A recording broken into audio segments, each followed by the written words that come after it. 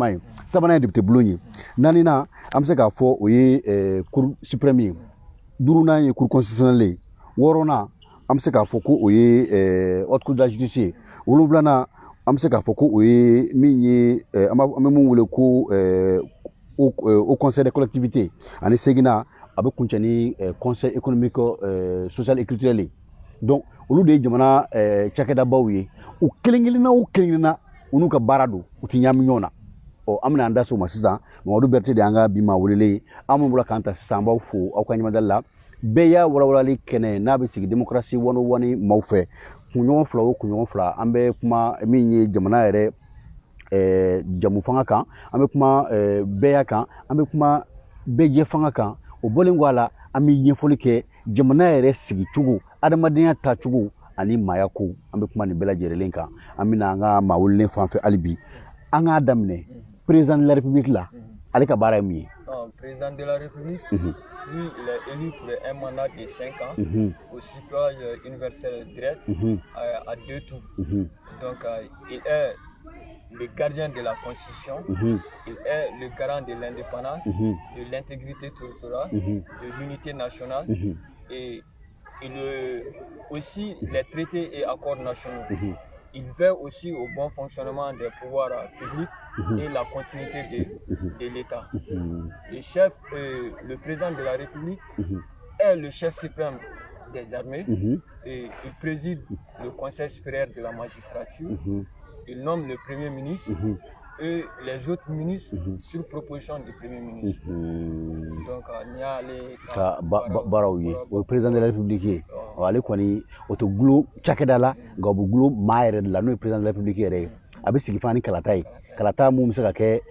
tago fila bɛ se ka y'a la tago kelen kuma dɔ la n'a ye 51 sɔrɔ 100 sara la a bɛ se ka tago kelen na nka ni mun m'o sɔrɔ o bɛ taa tago filanan bɛ ye o la ayiwa a ka baaraw fana ka ca sabula i y'a fɔ cogo min na sɔrɔsiw ka ɲɛmɔgɔya b'a bolo min ye ale de bɛ an ka jamana sariya sunba kɔlɔsi n'o fana y'i bɔ a la min ye an ka kiiri tigilamaw ye a bɛ i n'a fɔ ale de ka kuntigiba ye fɛn fɛn bɛ yen nɔ ko o ye premier ministre ka kɔɲɔw ye ale de bɛ premier ministre sugandi o fana bɛ ministre tɔw sugandi n'ale ka yamaruya ye ayiwa tabarikala ni faamuna kosɛbɛ an bɛ bɔ yen nɔ an bɛ taa fan jumɛn fɛ ni président de la république bɔ yen nɔ ko ale ye institution fɔlɔ n'o bɔra yen dun an bɛna gouvernement ka baara ye jumɛn ye gouvernement ale ka baara ye mun ye donc le gouvernement lui détermine et conduit la politique nationale. D'accord. Bon n'a y'a lagɛ o la i b'a sɔrɔ président bɛ campagne kɛ ni projet de société min donc o projet bɛ mina nin kɛ donc o de bɛ wala premier ministre fait raison pour laquelle lui il conduit et détermine et conduit la politique nationale. Donc le gouvernement est dirigé par le premier ministre et donc il dirige et coordonne ce qu'on appelle l'action gouvernementale. Donc et comme il y a fait un instant, le premier ministre allait le gouvernement donc ministre fin février donc au cas bara fin février au aller au crocher pour que au sera bara nous se la télé tu vois on va calfaler donc au gouvernement a bara oui institution flana nambola c'est ça amena institution sawana na be forma assemblée nationale en assemblée nationale l'assemblée nationale est une chambre unique donc chambre unique de bloquer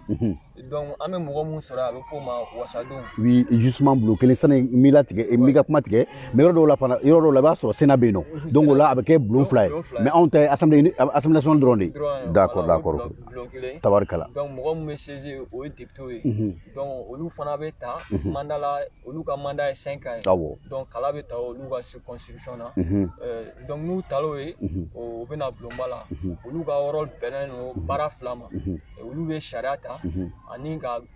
gouvernement fana ka action n'a bɛ fɔ o ma action gouvernementale olu b'o kɔlɔsi o nɔfɛ kalata la o bɛ sariya mun ta a caman bɛ yen o ye sariya fila ye dɔ bɛ an b'a fɔ o ma projet de loi dɔ bɛ o ye proposition ye bon projet de loi o bɛ bɔ kuma caman gouvernement yɔrɔ mais député yɛrɛ bɛ se ka initiative ta k'a fɔ nin bɛ jamana kɔnɔ nin ma ɲi donc olu bɛ se ka o kɛ proposition de loi k'o bila assemblée président ka tabali kan pour que o ka wala donc mission principale fila min b'o la o ye ka sariya voté ani ka gouvernement kɔlɔsi a ka baara kɛtaw la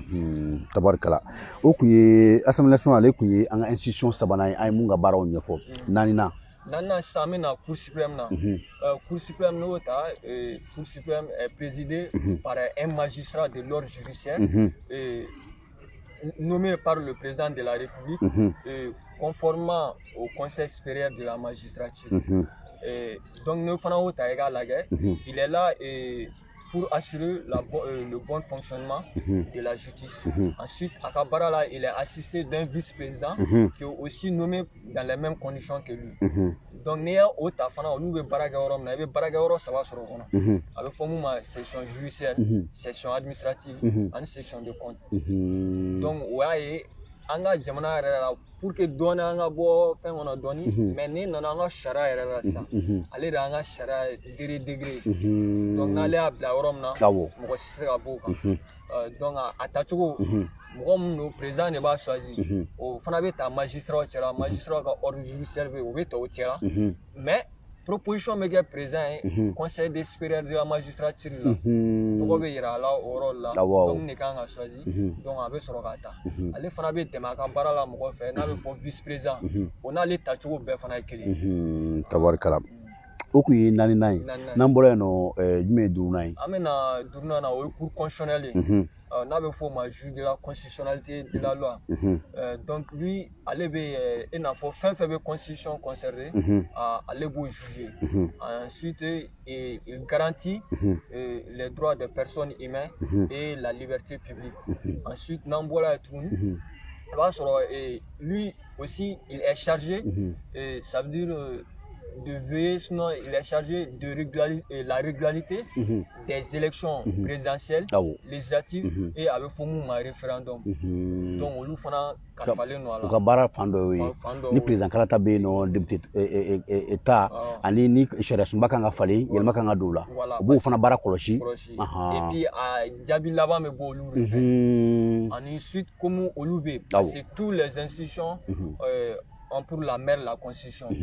Institution bɛ bɔ ale de kɔnɔ. Donc a bɛ se kuma dɔ la i b'a sɔrɔ dɔ bɛ yɛlɛ dɔ kan mais ale bɛ se k'o fana pour que ka se ka kuma o ɲɔgɔn cɛ ou bien de faire en sorte que k'o bɛɛ danfara yira ɲɔgɔn na. Donc institution bɛ yen mais nin yɔrɔ la toutes les institutions aussi olu fana bɛ se ka ɲɛnabɔ cour constitutionnelle fɛ. Ayiwa mais sariyatigiw a ka nin ko ninnu n'aw yɛrɛw tɛ nin ko ma nɔgɔn dɛ. Ayiwa tabarikala o kun ye cour constitutionnelle ye o kun ye an ka duurunan ye n'an bɔra o la jumɛn bɛ da o kan. An bɛ na wɔɔrɔnan na n'o ye fɛn la haute cour de la justice. O ye cour ye mun bɛ président ani ministre juger o bɛ juger kunna a bɛ fɔ mun ma pour raison de haute trahison et éventuellement des délits et des crimes. Ensuite ainsi que il y a aussi les faits qui sont qualifiés de complicité et de complot contre la sûreté de l'État. Donc, mise en accusation devant elle par l'Assemblée nationale.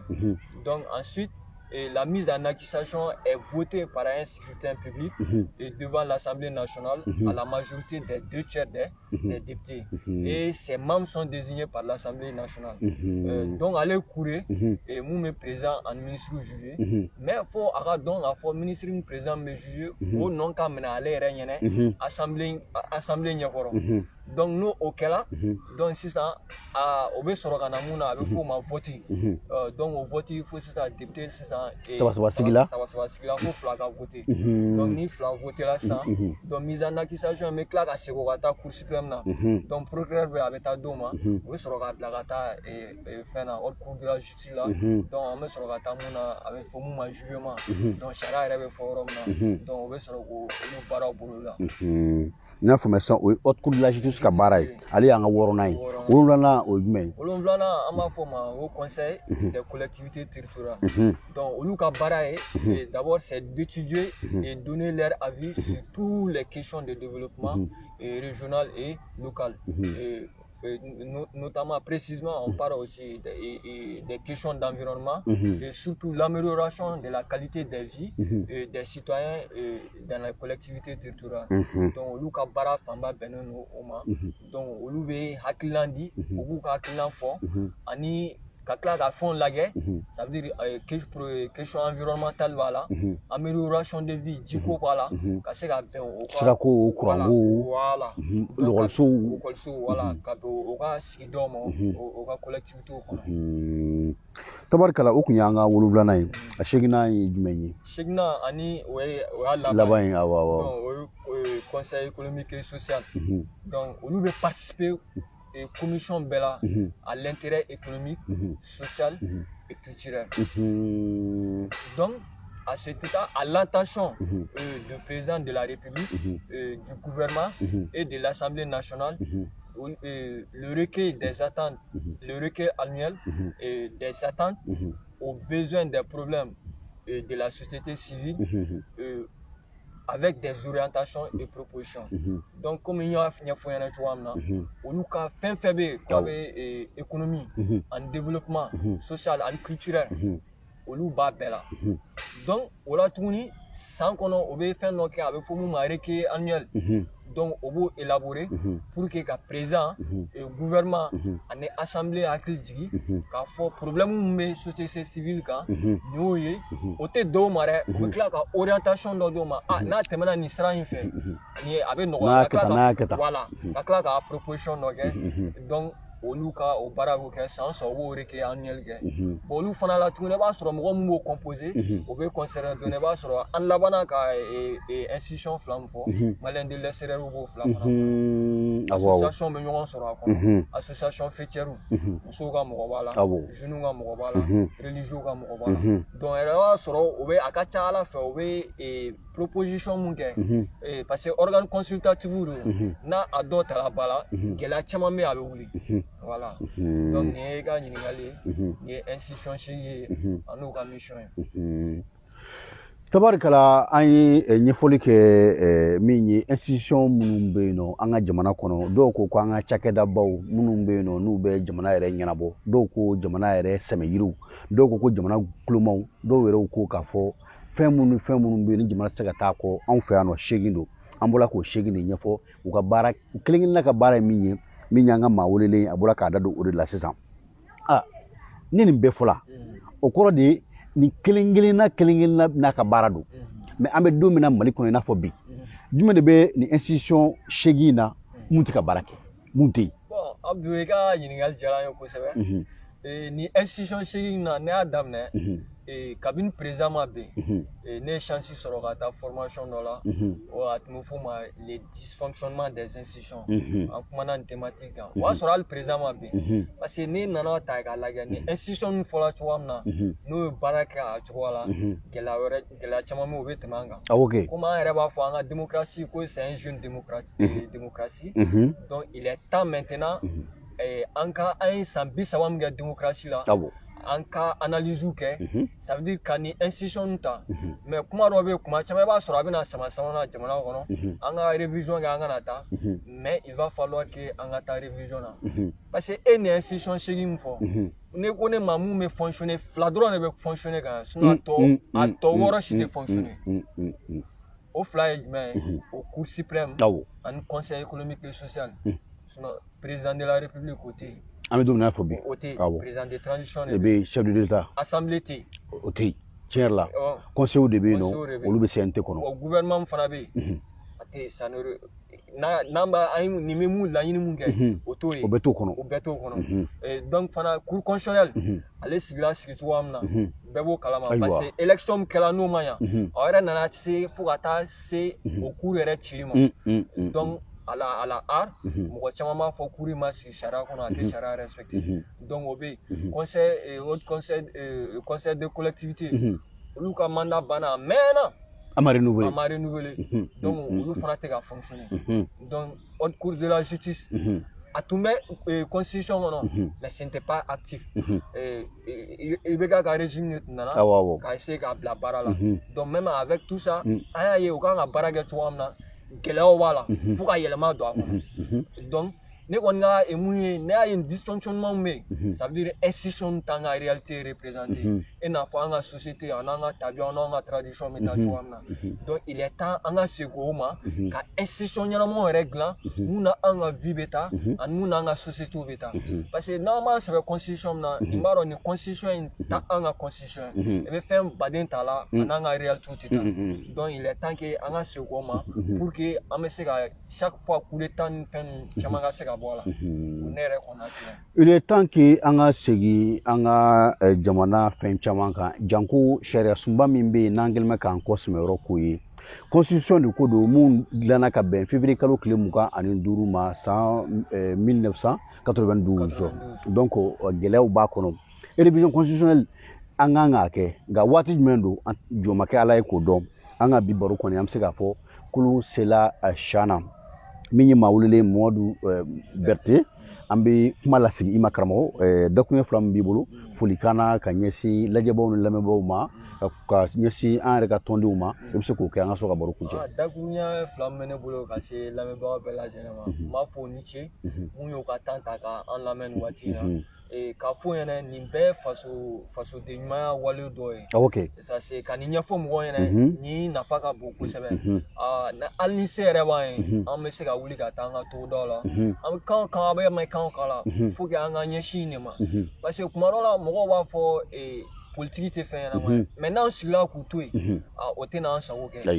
donc ne b'a fɔ bɛɛ ka wuli bɛɛ ka a sen don nin baara ninnu na pour que an bɛ se ka jamana ɲɛnama sɔrɔ cogoya min na a tɛ taa anw yɛrɛ kɔ dɛ parce que dɔ bɛ ɲa la dɔ fana bɛ ɲa cɛlakaw la siga t'o la voilà ne b'o dakuruɲa ɲɛbaa de s'o ma k'a fɔ jeunes ɲɛna an ka wuli an ka na sigi ten an ka ɲɛsin an ka jamana ka institution ɲini k'o dɔn ani jamana yɛrɛ bɛ mun nɔfɛ ani an ka droit ni devoir ye mun ye an yɛrɛ k'o kɛ o la an ka cɛ gɛlɛya caman bɛ yen o bɛ se ka wuli ka bɔ an kan. An bɛ mun ɲini sifinnakaw fɛ an ka jamana institution ɲini k'u dɔn an k'u ka baara dɔn laɲini ye min ye an k'o dɔn n'o kɛla k'an ka kɛtaw kɛ ka sɔrɔ k'an ka kɛ ɲini n'o kɛla gɛlɛya caman bɛ yen o gɛlɛya bɛɛ lajɛlen bɛ duga k'aw fo ka waleɲuman dɔn ka aw barikada aw ka ɲɛmadali la ni kun ye bɛɛ walawalali jamukan tako 15nan ye min bɛ yen nɔ n'an ka maa welelen kun ye Mamadu Berete ka ɲininkali ta k'a sɛgɛrɛ a balimakɛ ni aw denkɛ Abdu Ture an bɛɛ lajɛlen bɛ tɔn kɔnɔ tɔn min bɛ n'an kun ma démocratie 101 waati na an bɛ foli bila ka taga an ka tɔnden bɛɛ lajɛlen ma kɛrɛnkɛrɛnnen la min ye kumaba ale bɛ nin waati in na min ye dubayikaw fɛ yen an bɛ dugawu don k'a ye k'a fɔ ala ka kɛnɛya di an n'ale ma min ye Samiru Jalo ye nin waati in na ale fana bɛ taama na nin waati in na a bɛ Tumukutukaw fɛ kɛrɛnkɛrɛnnenya la min ye Gundamu ye a bɛ wulikajɔ la o yɔrɔw la festival ko girinkajɔ la an jɛɲɔgɔn dɔ ka baara bolodalen k'a fo k'a waleɲuman dɔn k'a barikada fo ye tɔnden bɛ ɲinimakɛ maa si kɔ tɔgɔ fɔ ye garijɛgɛ Isufu Jayi i ma se kɛnɛ kan ma i ka foli bɛ kɛnɛ kan ka d'i ma min ye an ka nin jɛsɔnman ninnu nin bɛɛ lajɛlen bɛ sɔrɔ ni maa min ka dɛmɛ ye kosɛbɛ kosɛbɛ o de ye Badara Aliyu Dunbiya anw k'a ma ko Bad i ni ce baaraw ɲɛna kojugu n'ala ma baasi wɛrɛ kɛ aw ni anw an bɛ ɲɔgɔn sɔrɔ dɔgɔkun 2 wɛrɛ sigida wɛrɛ kɛnɛ kan.